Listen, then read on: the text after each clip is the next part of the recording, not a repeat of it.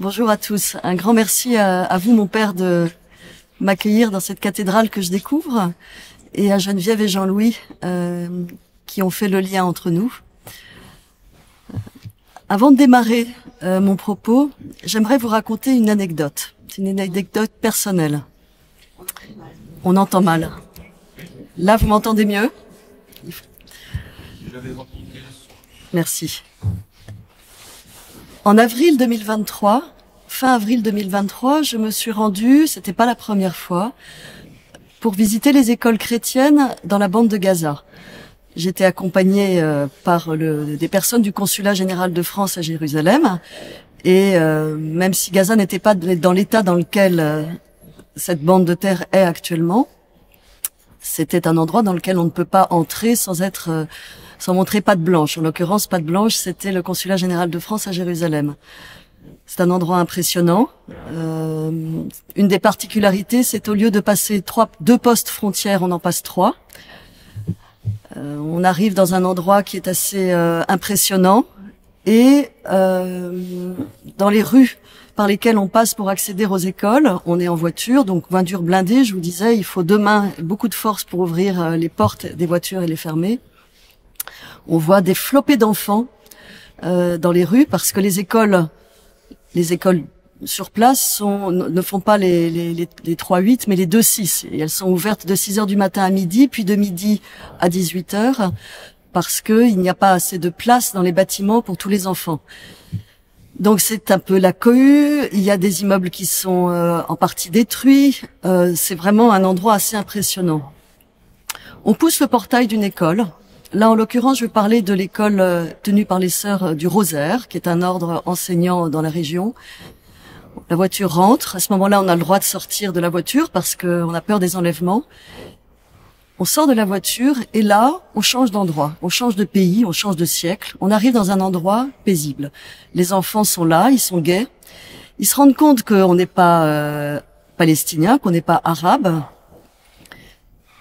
Et ça les intéresse, ils s'approchent de nous, ils se rendent compte qu'on parle français. On a des relations presque amicales, alors même qu'on ne se connaît pas. Je pourrais peut-être clore cette anecdote en vous disant que je vous ai dit tout ce qu'il fallait savoir sur une école chrétienne en Terre Sainte. Mais bon, j'ai 1 heure devant moi, donc je vais aller un peu plus loin.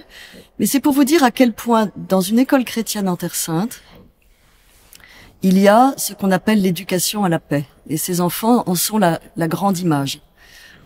Alors, lorsque Geneviève m'a appelé pour me proposer d'intervenir pendant une de ses conférences de carême, j'ai été enthousiasmée. Parler de la Terre Sainte, parler de l'espérance en Terre Sainte était formidable. Et puis au fur et à mesure que je préparais cette entrevue avec vous, parce que j'espère que ça sera quelque chose qui va être interactif, au fur et à mesure des questions que je posais à tous nos correspondants en Terre Sainte, qui soient tous du monde de l'éducation, mais qui soient dans des écoles juives ou dans des écoles chrétiennes, qui soient musulmans, qui soient chrétiens, qui soient melkites, latins, maronites ou autres. Mettons que mon moral baissait un peu, parce qu'il n'y avait pas une semaine sans son lot d'épouvantables nouvelles, sans source d'espoir qui était vite tarie. Néanmoins, moi j'ai toujours cette petite fille Espérance, vous savez, de Peggy dans ma tête, donc elle m'a aidé à construire cette heure avec vous. Alors avant de parler d'espoir, d'espérance, je vais vous parler des écoles. Il y a 100 d'écoles chrétiennes en Terre Sainte. Alors je vais vous parler beaucoup de Terre Sainte, je pourrais vous parler d'Israël, des territoires palestiniens, des territoires occupés, vous parler de Jérusalem qui a un statut un peu hybride et mal défini selon qu'on se positionne d'une façon ou d'une autre. Je préfère utiliser les termes Terre Sainte pour évoquer tous les endroits dans lesquels nous allons nous promener ensemble. En Terre Sainte, donc, 100 d'écoles chrétiennes. Ce sont des écoles qui sont soit des gros établissements scolaires, comme ceux que vous voyez là. Là, il s'agit d'une école tenue par les frères Lassaliens. Alors, ce sont soit des grosses écoles, des gros établissements scolaires, soit des toutes petites écoles qu'on pourrait appeler des écoles paroissiales. Un trait commun, entre chaque, tous les enfants ont un uniforme. Et d'ailleurs, c'est assez amusant parce que dans les rues des grandes villes, que ce soit Jérusalem, Ramallah, Bethléem ou Nazareth, on reconnaît les enfants à leur uniforme et on se dit, tiens, celui-là vient de telle école, celui-là vient de telle école. On dit qu'environ 60% de ces élèves sont musulmans.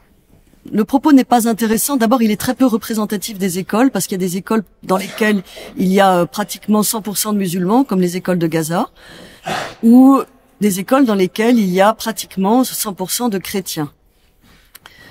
Donc, vous voyez, 60% environ de chrétiens, de musulmans, 40% de chrétiens et quelques juifs. Et ça, on en parlera plus tard pendant cette conférence. Les écoles, les premiers établissements chrétiens d'éducation sont identifiés au XVIe siècle. C'est pas, peut-être qu'il y en avait auparavant. Parce que la custodie de Terre Sainte, donc les franciscains, y a été fondée au milieu du XIVe siècle. Donc on identifie la possibilité d'établissements chrétiens, mais ils sont vraiment notifiés en 1550. En 1550, il y a une première école à Bethléem, qui est une école de garçons, qui est créée. Donc c'est une école franciscaine. Et Marie-Armelle Beaulieu, qui est journaliste actuellement pour la custodie de Terre Sainte, qui est rédactrice en chef du journal Terre Sainte Magazine, me disait il y a quelques années que plusieurs dizaines d'années plus tard de la création en 1550 de cette première école de la custodie à Bethléem, alors c'était, je vous dis, initialement pour des chrétiens, on a ouvert cette école aux garçons musulmans, avec comme précision qu'il ne fallait pas faire de prosélytisme, que ça n'était pas une école d'évangélisation, précision, si ce n'est par l'exemple. Je pense qu'on a beaucoup à tirer de ce qui a été dit, ce qui a été initié dans l'accueil de l'autre dans cette école. Il y a désormais 20 écoles franciscaines en Terre Sainte. Parallèlement à ça, il y a le patriarcat latin de Jérusalem, donc qui a été fondé juste après la prise de Jérusalem en 1099, et puis, alors par les croisés bien sûr, de 1291 à 1847, il y a eu une absence de coordination. Et au milieu du 19e siècle, il y a la renaissance du patriarcat latin.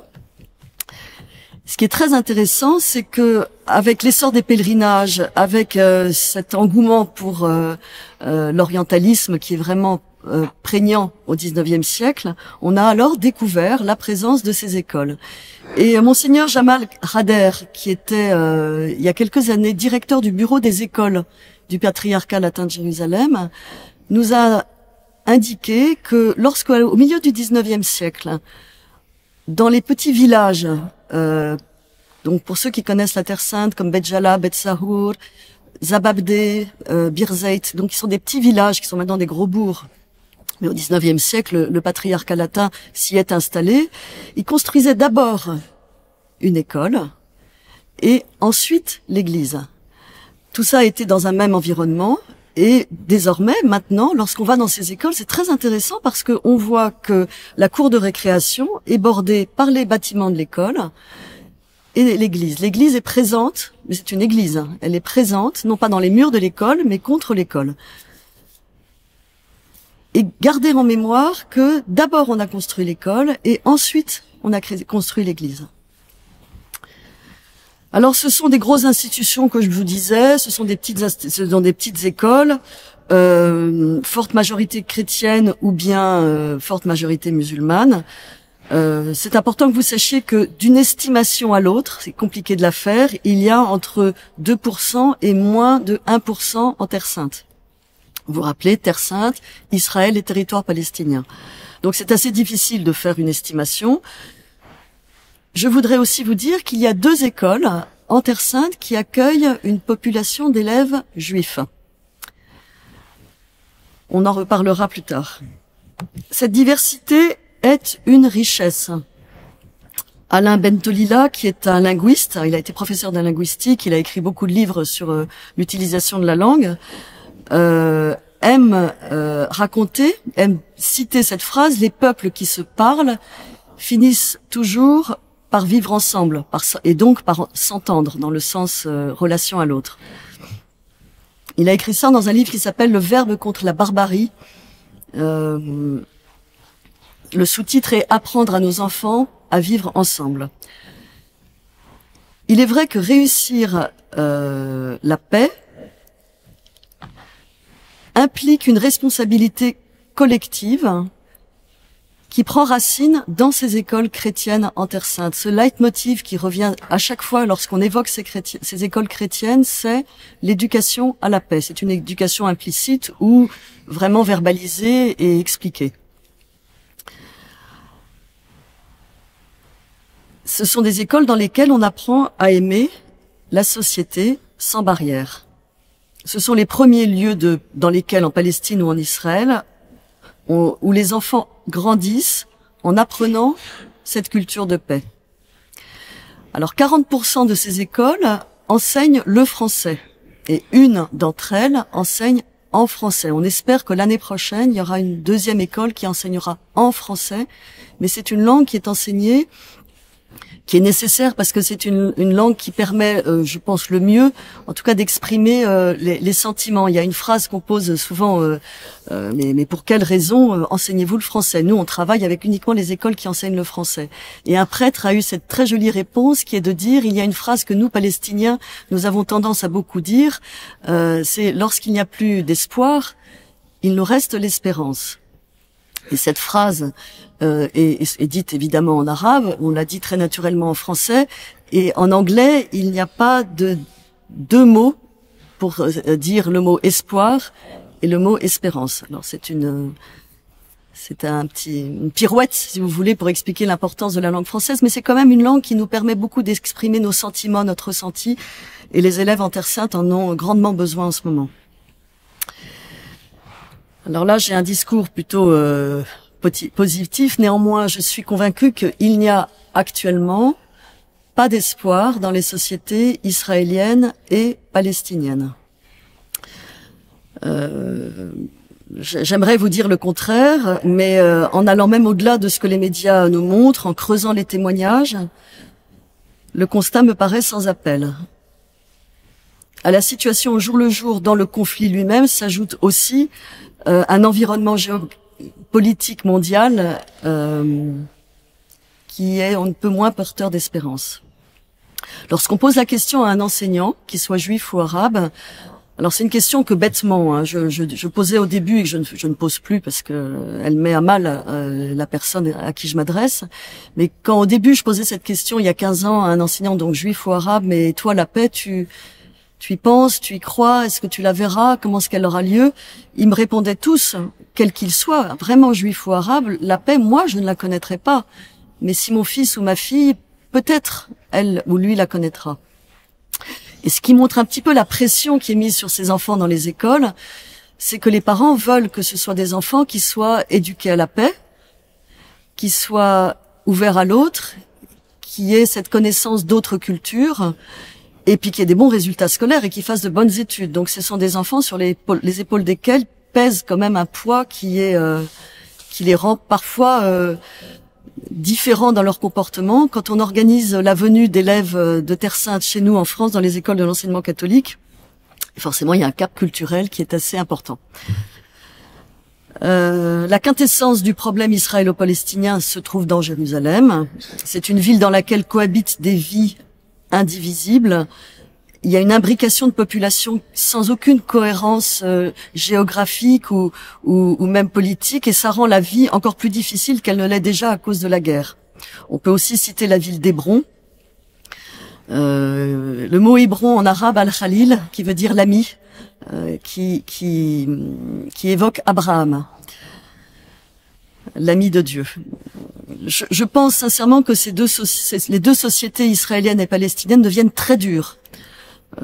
Elles sont en train de s'autodétruire. Alors un ami dominicain avec qui j'évoquais cette conférence avec vous et qui hier a fait sensiblement la même, en tout cas sur le même sujet dans une autre ville de France, disait « il se tire une balle dans le pied ». On peut évoquer aussi le traumatisme des enfants, quels qu'ils soient, qui vivent maintenant des années de persécution, des mois, mais des années de persécution. Je ne sais pas si vous connaissez cet auteur Mona Chollet qui écrit sur beaucoup de thèmes, et dans son dernier livre qui s'appelle Résister à la culpabilisation sur quelques empêchements d'exister, elle y consacre un chapitre en évoquant la paranoïa qui peut découler de cette souffrance vécue enfant et surtout en tant que peuple. Alors elle évoque évidemment le peuple juif pendant la Shoah, mais on peut vraiment parler maintenant du peuple palestinien, alors évidemment de ces enfants de Gaza, mais aussi des enfants juifs qui, depuis le 7 octobre, vivent un trauma réel qu'on va évoquer plus tard. La culpabilité aussi éprouvée par ceux qui vont bien, en comparaison avec ceux qui vont mal. Monseigneur Pierre Baptista Pizzaballa, qui est le patriarche latin de Jérusalem, évoquait le 2 mai 2024 à l'université pontificale du Latran à Rome. Le monde juif ne s'est pas senti soutenu par les chrétiens, évidemment. Il l'a exprimé clairement. Les chrétiens, à leur tour, divisés comme toujours sur tout, incapables d'une parole commune, sont soit divisés sur le soutien à l'un ou l'autre camp, soit incertains et désorientés. Les musulmans se sentent agressés, considérés comme complices des massacres commis le 7 octobre. Bref, après des années de dialogue interreligieux, nous nous sommes retrouvés à ne pas nous comprendre, et il ajoute « C'est pour moi, personnellement, une grande tristesse, mais aussi une grande leçon. » Alors je vais essayer de passer plutôt rapidement sur ce manque d'espoir pour embrayer ensuite sur les témoins d'espérance, mais il faut quand même contextualiser ce qui se passe dans ces écoles chrétiennes. Alors dans les écoles juives, nous travaillons beaucoup avec un réseau d'écoles qui s'appelle le réseau TALI. C'est un acronyme en hébreu qui voudrait dire études juives améliorées. Vous savez que les écoles laïques en Israël sont vraiment des écoles qui ne se veulent pas religieuses. Néanmoins, la société israélienne vit au rythme des fêtes religieuses et d'un point de vue culturel, il est important d'enseigner ce que nous en France on appelle le fait religieux, non pas l'éducation religieuse.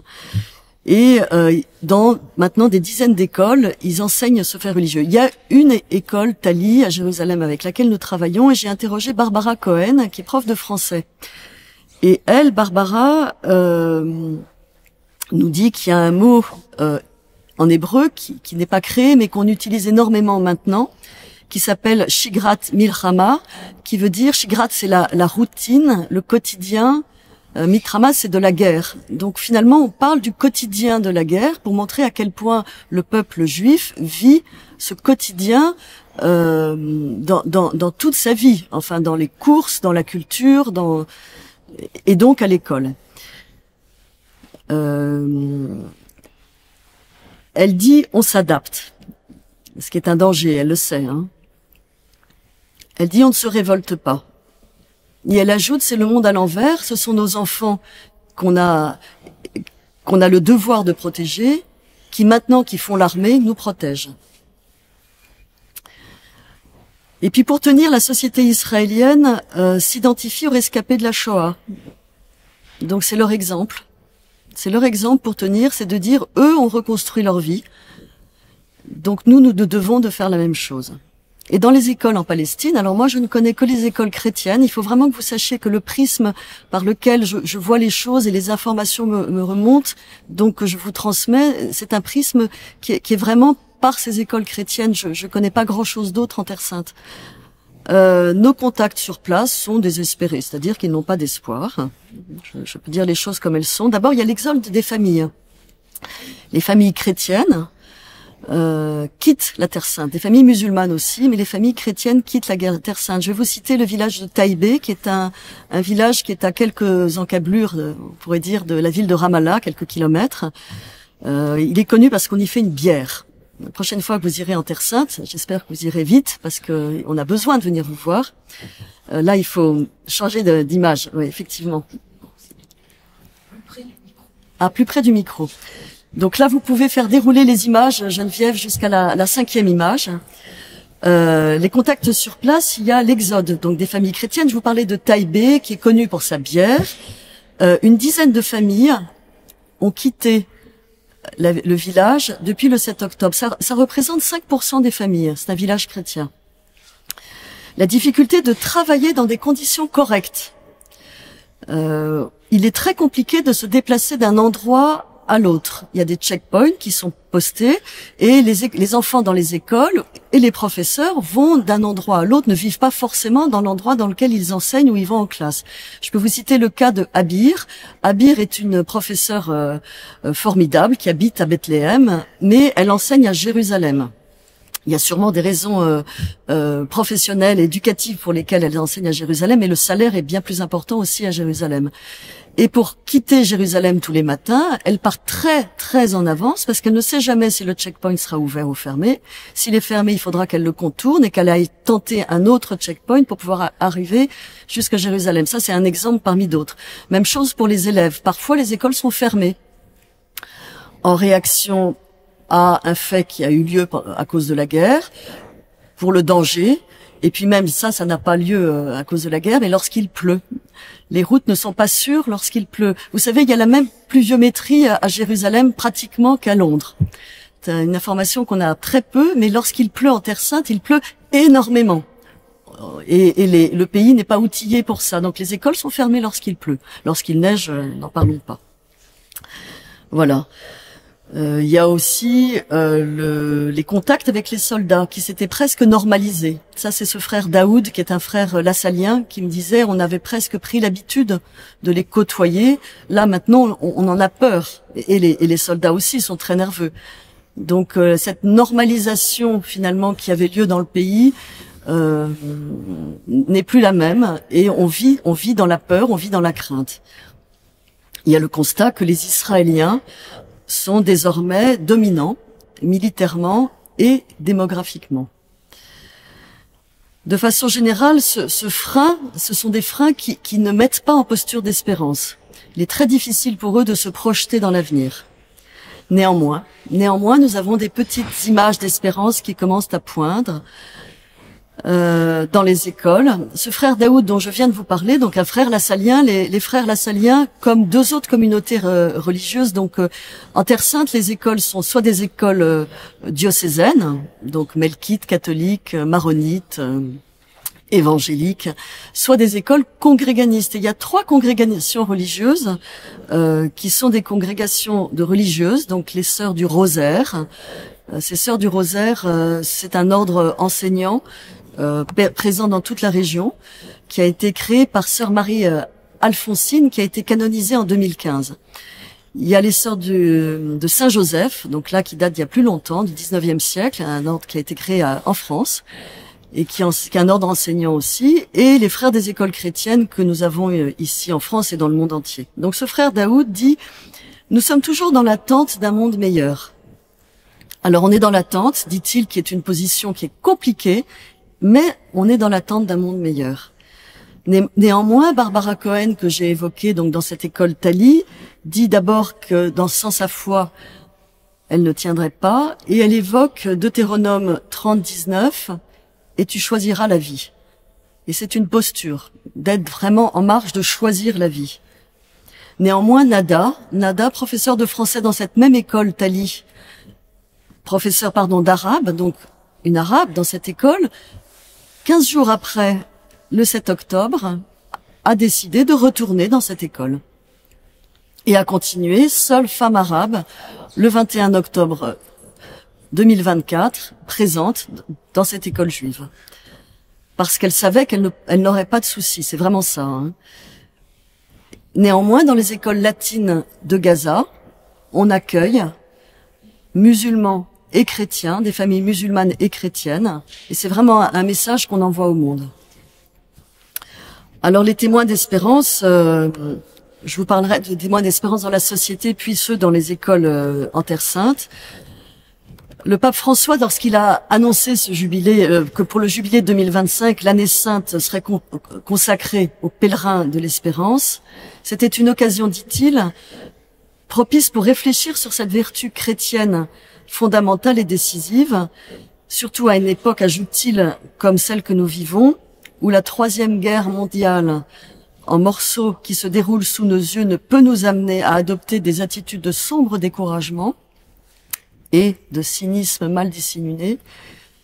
Il poursuit: l'espérance, en revanche, est un don et une tâche pour chaque chrétien. Et je sens, en ayant interrogé des dizaines de personnes pour préparer cette conférence, que les chrétiens sur place, pour eux, c'est vraiment une tâche. C'est un devoir que d'être dans l'espérance. Alors, de façon générale, dans ces deux sociétés, la société palestinienne et la société israélienne, dont je vous disais qu'elle n'a actuellement pas d'espoir, il y a des hommes de bien partout. Et je voudrais vraiment vous donner ce chiffre que je me suis fait confirmer tellement il m'a étonné. Il y a 180 associations en Terre Sainte, mixtes, judéo-palestiniennes, humanitaires. Alors elles sont humanitaires essentiellement, mais elles sont dans le monde médical, dans les écoles, dans l'éducation, dans les arts, dans le sport, dans le spectacle. Il y a 180 associations qui réunissent des hommes de bien. Je vais vous en citer peu, j'aurais vraiment aimé vous en citer beaucoup, mais là je vais être rapide. Alors là, la photo 6, donc qui est la photo, voilà, de Neve, dont je vais vous parler. Alors il y a ce village dont vous avez certainement dû entendre parler, qui a été créé par un frère dominicain en 1966. Neve Shalom en arabe veut dire oasis de paix, en hébreu pardon, et c'est Wahat as-Salam en arabe. C'est un village coopératif de juifs et de palestiniens, donc musulmans et chrétiens, tous citoyens d'Israël. Et il fait cohabiter ensemble les trois religions. Alors je vous dirai pas que ce village vit un long fleuve tranquille depuis 1966, c'est compliqué. Souvent je pense à ce dauphin qui sort de l'eau et qui replonge et qui sort de l'eau, on est vraiment là-dedans. Mais c'est un village qui tient, qui est encore là. Je voudrais vous citer un journaliste, Michel Taubman. C'est un journaliste franco-marocain, juif, qui au lendemain du 7 octobre a créé des visios réunissant des hommes et des femmes qui veulent la paix. Donc c'est des visios qui ont démarré à 5, 6, 10, 15 et maintenant ce sont des centaines de personnes qui se réunissent en visio tous les 15 jours sur des thèmes particuliers. On cherche pas à faire la paix, on cherche à témoigner de ce qu'on fait pour la paix. L'association Le Cercle des familles endeuillées, là ce sont 300 familles israéliennes et 600 palestiniennes et 300 palestiniennes, donc 600 familles qui se réunissent. Toutes ont perdu un proche, mais toutes œuvrent pour une réconciliation au Proche-Orient. Donc ça, c'est le cercle des familles endeuillées.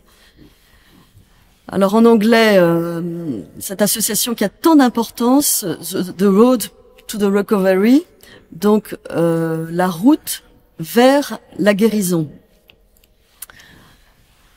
Cette association regroupe des personnes juives, donc vivant en Israël, qui proposent aux familles palestiniennes dont un membre de la famille est malade, et la plupart du temps ce sont des enfants. Ces enfants-là, mettons, peuvent être soignés dans un hôpital en Israël, mais les familles n'ont pas la possibilité, n'ont pas obtenu le permis pour accompagner leur enfant, ou ont obtenu le permis, mais n'ont pas les moyens de se loger dans Jérusalem. Si on cite par exemple Hadassah, mais ça peut être à Tel Aviv ou à Nazareth. Donc les membres de cette association, La Route vers la guérison, se proposent d'aller récupérer parfois un bébé à un checkpoint, et on voit des images qui sont très troublantes d'une femme juive qui accueille ce petit bébé dans ses bras, des bras de sa mère, au checkpoint, mettons, de Kalandia, qui est le gros checkpoint entre Ramallah et Jérusalem, pour emmener cet enfant, pour qu'il soit opéré, pour prendre soin de l'enfant jusqu'à qu'il puisse à nouveau voyager et être remis à sa famille. Alors certains membres de cette association habitaient ces villages qui ont été attaqués le 7 octobre. Certains membres de cette association sont morts le 7 octobre. Et le 9 octobre, à nouveau, il y avait des gens au checkpoint qui étaient là pour accueillir un enfant, un adulte, qui devait être soigné. Donc cette association de Road to the Recovery est vraiment à montrer un exemple. Pour terminer, je vous invite à lire un livre qui s'appelle Apeirogon de Colum McCann. Alors c'est un Irlandais, c'est un livre qui a été écrit en anglais et qui raconte l'histoire de deux adultes, Rami et Bassam, les deux adultes, deux hommes, un juif et un palestinien, ont perdu leur fille chacun dans le conflit. Et ces deux hommes que tout sépare apprennent à se parler, à échanger. Il n'y a aucun angélisme dans ce livre. On voit les difficultés par lesquelles ils passent, mais c'est un livre remarquablement bien documenté et ça montre que la réconciliation est possible. Dans l'éducation de façon plus large, alors la photo suivante nous emmène dans la ville de Naplouse. L'espérance dans les écoles chrétiennes ne se limite pas à une abstraction théologique, mais elle est une pratique quotidienne. Elle est vécue à travers des actions concrètes qui encouragent les jeunes à croire en leur capacité à transformer leur environnement, à vivre ensemble dans le respect des différences. Je vous ai dit que que musulmans et chrétiens vivaient ensemble dans ces écoles, et à œuvrer donc pour la paix dans une région qui est meurtrie par des dizaines d'années de conflits. Rosée Morissette, qui est une coach québécoise, a pour habitude, quand elle s'adresse à des enseignants, de dire « vous avez le pouvoir de transformer le monde ». Ça, j'y crois profondément. Un enseignant a le pouvoir de transformer le monde. Et ces enseignants ne sont peut-être pas suffisamment conscients de ce pouvoir exceptionnel qu'ils ont dans les écoles. Et nous, on essaye autant que possible de les en convaincre. On y travaille la résolution de conflits de manière pacifique. Donc les élèves sont mis dans des jeux de rôle. On essaye de remotiver. Alors, quand je dis on, ce sont évidemment les responsables de ces écoles sur place, mais nous, on essaye d'y participer à notre juste moyen. On essaye de redonner du souffle donc aux enseignants. La pédagogie du jeu n'a jamais été aussi exploitée que depuis 17 mois, qui n'était pas quelque chose de tout à fait habituel dans ces écoles chrétiennes en Terre Sainte, où c'est plutôt frontal comme éducation. Et là maintenant, on ne cherche plus à terminer forcément le livre qui a été acheté par les parents, alors le livre de mathématiques, le livre d'arabe, de français, d'anglais ou autre, mais on essaye de faire en sorte que chaque leçon soit vécue intensément. Il faut imaginer que les enfants, qu'ils soient juifs en Israël ou palestiniens dans les territoires palestiniens, passent beaucoup de nuits à faire défiler des images et des vidéos assez terribles sur leur téléphone portable. Donc c'est vous dire à quel point la difficulté de maintenir leur attention est complexe au sein des écoles. Donc ils sont obligés. Les professeurs évoluent et essayent de changer leurs habitudes pour arriver à intéresser leurs élèves. Dans une école chrétienne en Terre Sainte, on apprend qu'on ne peut pas traiter la violence par la violence. On est une religion d'amour et les professeurs en sont conscients, qu'ils soient chrétiens ou musulmans. C'est vraiment, c'est une atmosphère chrétienne qui y vit. Et c'est dans ce contexte que l'espérance chrétienne devient le véritable moteur de changement et de réconciliation. Je peux peut-être vous citer, on va changer de pays, Amin Romani, qui est le représentant des écoles catholiques en Égypte. Il dit « Les chrétiens sont le levain dans le pain et nos écoles sont des ponts entre Dieu et la terre, entre les riches et les pauvres, parce qu'il y a vraiment une grande disparité au sein d'une même école, et puis entre les chrétiens et les autres. » Et au sein même des établissements, donc au-delà de l'éducation de façon très large, mais au sein des établissements, on peut passer à l'image suivante. Là, on se trouve à Tel Aviv. Alors, dans la séance de Tel Aviv, je vous emmène à Tel Aviv parce que, après avoir parlé de Naplouse, peut-être que si on peut repasser l'image d'avant, pardon Geneviève, dans la ville de Naplouse, je voudrais vraiment vous indiquer que je voudrais vous décrire cette ville de Naplouse. C'est une cuvette qui est entourée de collines. Et sur une de ces collines, il y a le peuple samaritain. C'est le mont Garizim, vous voyez. Donc les Samaritains sont des Juifs, et pas plus que du temps du Christ, ils sont acceptés par les Juifs de maintenant. Donc ils scolarisaient leurs enfants jusqu'à il y a très peu d'années, parce que c'est une population peau de chagrin, et il y a une toute petite école maintenant qui a été créée, mais ce sont des enfants, donc les petits Samaritains, sont éduqués dans l'école chrétienne de Naplouse, qui est une école du patriarcat latin de Jérusalem. Donc, les écoles chrétiennes en Terre Sainte, leur week-end, c'est le vendredi et le dimanche. Le vendredi pour les musulmans et le dimanche pour les chrétiens. Donc, ces écoles sont fermées le vendredi et le dimanche. Mais les petits Samaritains ne vont pas en classe le samedi. Samedi, c'est Shabbat. Donc, la directrice de l'école a décidé que les enfants Samaritains, arrivant le lundi, ayant loupé une journée le samedi de classe, ne seraient pas tenus au courant de ce qui s'est passé le samedi par les professeurs, mais par les élèves.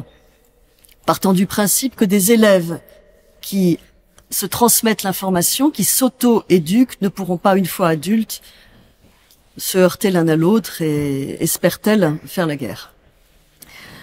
Donc on va repartir à Tel Aviv. Et là, donc, vous voyez la naissance de la ville de Tel Aviv. Autrefois, c'était la ville de Jaffa, qui était le port, et depuis vraiment la nuit des temps, hein, le port de Jaffa a accueilli tous ces navires qui arrivaient de tous les coins de la Méditerranée.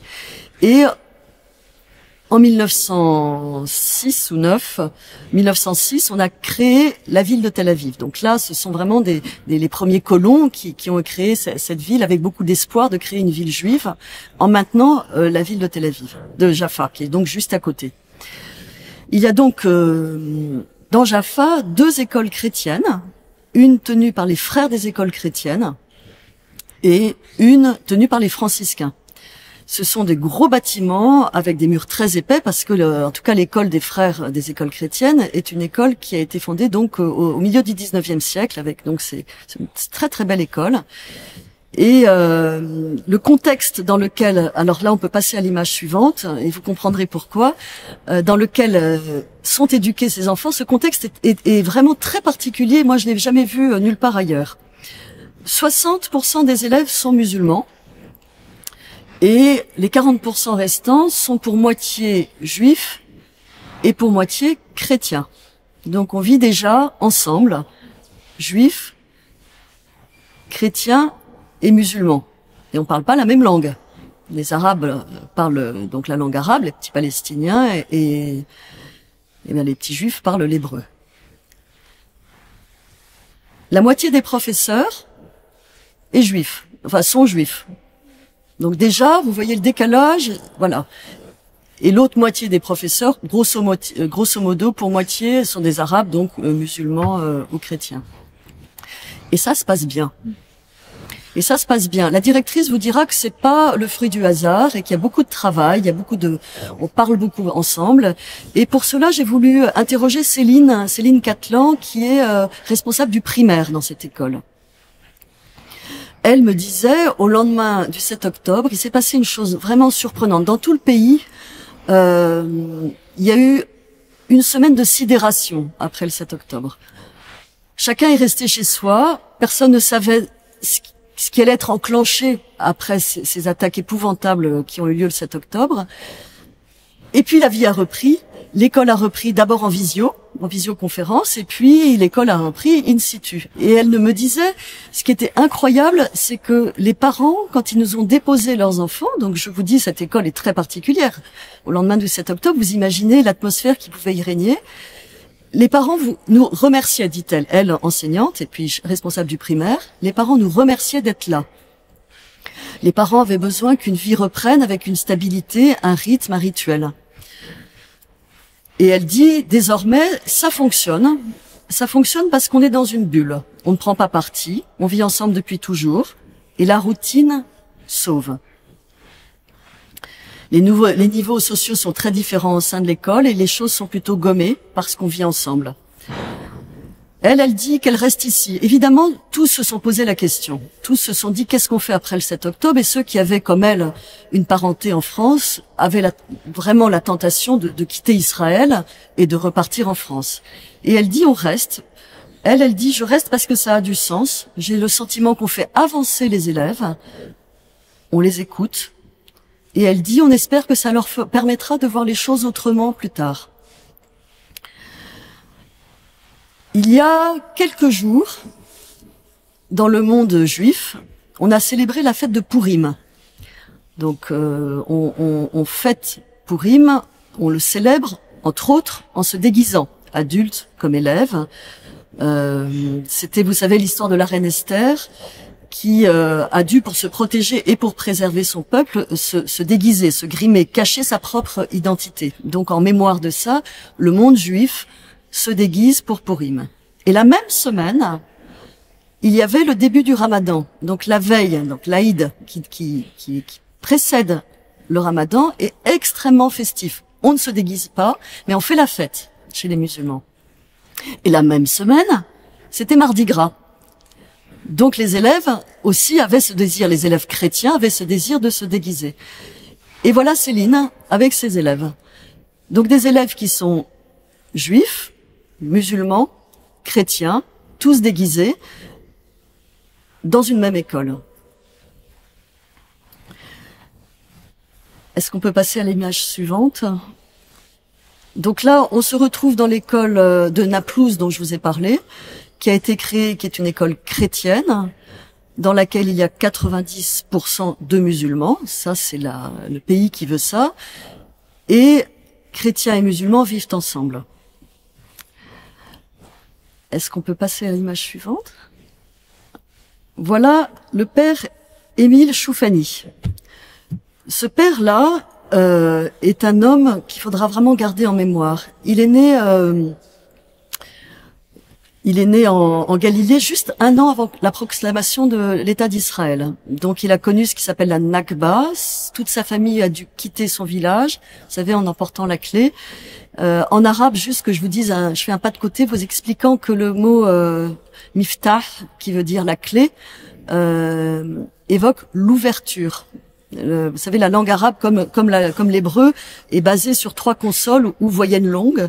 Et miftah veut dire vraiment ouvrir. Alors que donc ils ont vraiment cette idée en gardant la clé qu'un jour ils reviendront vers eux. Chez nous, la clé est plutôt là pour fermer, pour verrouiller.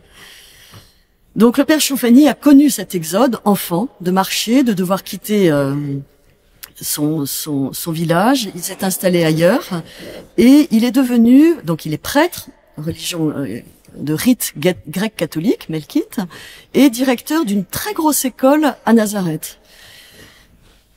Lui, son leitmotiv était « on ne peut pas vivre en paix tant qu'on ne comprend pas la douleur de l'autre, de l'ennemi ».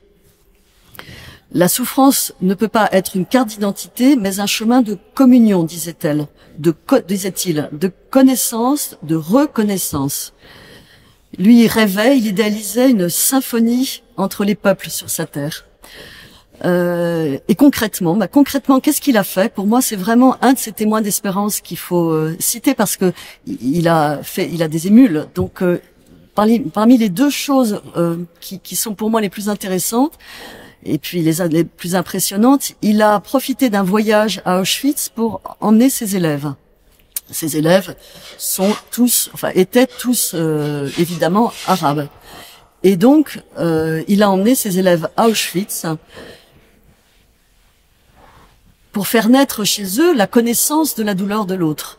Et il a fait une autre chose qui pour l'instant serait impossible, mais si ça a eu lieu, c'est que ça pourra avoir lieu une autre fois. C'est qu'il a organisé des séjours linguistiques, donc pour ses élèves qui apprenaient l'hébreu, des séjours linguistiques à Jérusalem. C'est-à-dire que ces élèves arabes, chrétiens ou musulmans, pour parfaire leur connaissance de l'hébreu, allaient passer une semaine à Jérusalem, hébergés dans des familles juives. Encore une fois, si ça a eu lieu, c'est que ça pourra avoir lieu actuellement. Là, pour l'instant, ça n'est pas possible, mais ça aura lieu sûrement. Je voudrais aussi vous parler de la sœur Anne Avril. C'est une sœur de Sion, de la communauté, vous savez, qui a été créée par les frères Ratisbonne à Jérusalem. Donc les frères Ratisbonne sont des juifs convertis au christianisme.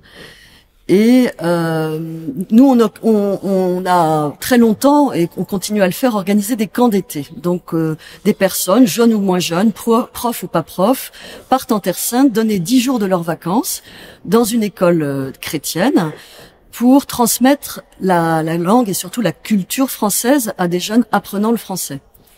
Donc on imagine un groupe de jeunes qui va à Ramallah ou dans des petits villages très isolés palestiniens, passant 10 jours en vase clos avec ces gens-là. Forcément, la notion de point de vue est un peu aiguillée et comme tout bon français, ils ont envie de défendre l'un ou prendre parti pour l'autre. Et après, ces jeunes, on les invite à aller passer une semaine à Jérusalem.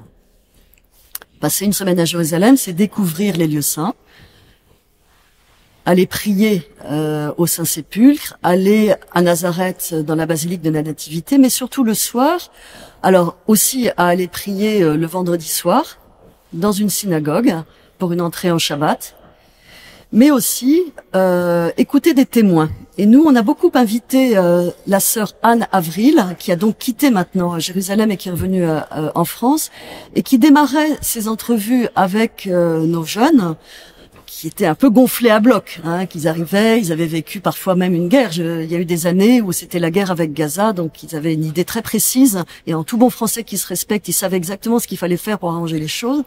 Ils allaient rencontrer donc Anne Avril, et qui, elle, disait, si vous attendez de moi que je vous parle d'horreur, de terreur et de drame et de ce que vous voulez, vous n'y arriverez pas. Depuis que je vis, elle a vécu pendant 50 ans en Terre Sainte, depuis que je vis, disait-elle, à Jérusalem, je ne parle que des choses positives.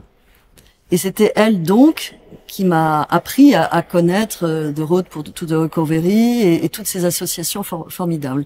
Et c'est une grande pédagogie que de ne parler que de ce qui peut être positif. Alors je fais un peu d'angélisme, mais je suis bien consciente de la complexité qu'il y a à vivre sur cette terre, puisque j'y vais plusieurs fois par an en temps normal, et que je connais bien les gens sur place, mais néanmoins, c'est possible. C'est vraiment possible. Alors on va passer à l'image suivante. Là on se trouve, vous voyez, dans une école tenue par les Sœurs du Rosaire à Gaza. Et j'évoquais avec vous le fait de me trouver vraiment dans un espèce de sanctuaire quand on arrive à Gaza. Une disait, c'est comme dans une bulle. Les écoles chrétiennes ont les mêmes difficultés que les autres établissements scolaires. Il n'y a rien de mieux, c'est tout aussi compliqué, on peut pas rester dans l'idéal. Un directeur me disait, on est des êtres humains. On garde néanmoins une conviction spirituelle profonde. Il disait, on survit, on a peur, les relations avec les soldats sont plus compliquées, mais pour nous chrétiens, il y a toujours le jour après la vie. Et l'enseignement est une forme de résistance au défaitisme. Une forme de résistance à « je baisse les bras ». L'enseignement, continue-t-il, peut nous donner l'espoir d'un futur radieux. C'est vraiment le terme qu'il donne. L'ancien Premier ministre de la République arabe d'Égypte, qui est musulman, a été éduqué dans un collège chrétien au Caire. Et il a pris la parole dans une conférence et il disait que c'était très intéressant, parce qu'il disait que il a appris dans cette école chrétienne que chaque défi est une opportunité. On est dans une façon positive de voir les choses, à ne jamais craindre l'échec. Voilà. Donc je terminerai, si vous pouvez juste passer l'image suivante, en disant que ceux qui vivent dans le passé ne peuvent être dans l'espérance, mais néanmoins, il y a cette forme d'espérance. On vit dans le passé, on sait que ça a existé, et néanmoins, on peut se projeter dans le futur. Il y a eu un colloque. Est-ce que vous pouvez me dire si j'ai encore un peu de temps ou pas? Encore un peu de temps. Ça va être 5-6 minutes. Ça va être un peu juste. Alors, je vais être rapide. Monseigneur Gollnisch a conclu un colloque avec toutes les écoles francophones en disant qu'il faut penser toujours à l'humanité du Christ. Le Christ a eu peur, le Christ a eu mal, le Christ s'est mis en colère. Le Christ s'est apitoyé. Donc il faut que nous chrétiens, nous sentions, nous avons la possibilité d'avoir mal, d'avoir peur, de nous mettre en colère devant le monde qui nous entoure, en tout cas de ce qu'on voit en Terre Sainte. Le Christ était comme ça parce qu'il savait qu'il était accompagné du Père. Nous savons d'où nous venons. Nous ne savons pas du tout où nous allons, mais une chose est certaine, c'est que nous sommes accompagnés par le Christ. Alors, je vais terminer par un petit film c'est un petit film d'animation qui a été fait pendant un de ces camps d'été dont je vous ai parlé. Les élèves voulaient parler de leur quotidien, et à Ramallah, qui est à 20 kilomètres de Jérusalem, il n'y a pas de zoo, et c'est un peu leur rêve d'aller au zoo. À Jérusalem, il y a ce qu'on appelle le zoo biblique, donc c'est un zoo dans lequel tous les animaux cités dans l'Ancien Testament sont représentés, presque tous. Et leur rêve est donc d'aller au zoo. Donc je vous laisse Geneviève appuyer sur le...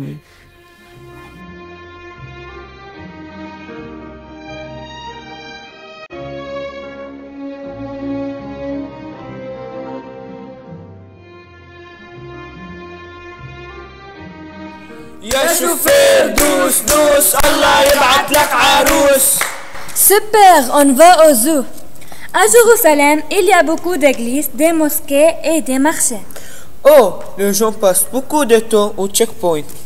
J'espère qu'on peut entrer. Le bus est arrêté au checkpoint. Bip, bip, bip, bip, bip. C'est fermé. Il faut repartir. Mais pourquoi les élèves ne viennent pas encore? Voyons, c'est le checkpoint. À cause du checkpoint, on ne peut pas voir nos chers amis. Bon, on va les voir. Tout à coup, les animaux commencent à avoir des ailes. On y va! On y va!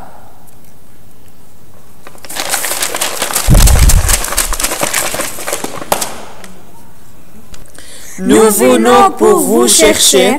Maintenant, vous pouvez entrer à Jérusalem et visiter les zoos. À Jérusalem! Hey. Ce sont des enfants. Ils ont le droit de se déplacer. Voilà, alors, ces enfants ont bien grandi. Vous avez vu que le film date de 2012. Et moi, je vous passe ce petit film parce que il me semble que si ces enfants ont un peu d'espérance, c'est qu'ils comptent un peu sur nous. Donc, j'en viens à ma conclusion. Très rarement, un entretien avec toutes les personnes que j'ai eues pour préparer cette heure d'échange avec vous s'est terminé par « prie pour moi ». Qu'ils soient juifs, qu'ils soient musulmans ou qu'ils soient chrétiens. Donc, voilà, je vous propose de garder dans la prière tous ces enfants et ces éducateurs pour qui la vie n'est pas simple, qu'ils soient juifs, qu'ils soient musulmans, qu'ils soient chrétiens. Mais au sein des écoles chrétiennes, je suis intimement convaincue que cette éducation à la paix perdure, contre vents et marées, mais qu'elle perdure. Voilà, je suis à votre disposition pour des questions si jamais vous en avez.